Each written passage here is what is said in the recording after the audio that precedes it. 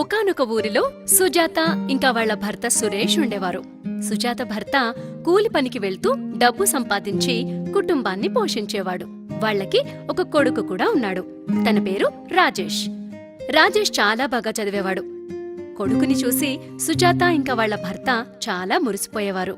ఇంకా తను బాగా చదివి వాళ్ల కష్టాలు పోగొడతాడు అని అనుకునేవారు. కాని హఠాత్తుగా సురేష్ జబ్బుపడ్డాడు. మంచం మీద నుండి కూడా లేవలేని పరిస్థితి. సుజాతకి ఇప్పుడు ఏం చేయాలో అర్థం కాలేదు. కుటుంబ బాధ్యత ఇప్పుడు తనపై పడింది. ఇప్పుడు ఏం చేయాలా అని ఆలోచించుకుంటూ సుజాత ఏదైనా పని కోసమని వెతుక్కుంటూ ఉండగా దారిలో ప్రసాద్ అనే వ్యక్తి కనిపిస్తాడు. తాను చాలా మంచివాడు, ఎదుటివారికి సహాయం చేసే గుణం కలవాడు. తనకి సుజాత పరిస్థితి గురించి తెలిసి ఇలా అంటాడు. ఏమ్మా, మీ ఆయన ఆరోగ్యం ఎలా ఉంది? పర్లేదు బాబూ, కాని వైద్యం చేయించడానికి చాలా ఖర్చవుతుంది. మీకు తెలుసుగా బాబు మా పరిస్థితి.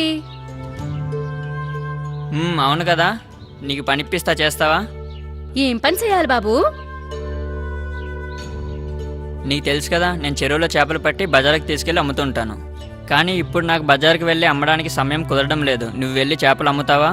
నేను చేపలు పడతాను, నువ్వు బజారుకి వెళ్ళి అమ్ముకొని రా. వచ్చిన డబ్బులు ఇద్దరం పంచుకుందాం. ఏం సుజాత, చెప్పు, చేస్తావా? ఓ తప్పకుండా బాబూ, నేను రేపటి నుండే పనిలోకి వచ్చేస్తాను.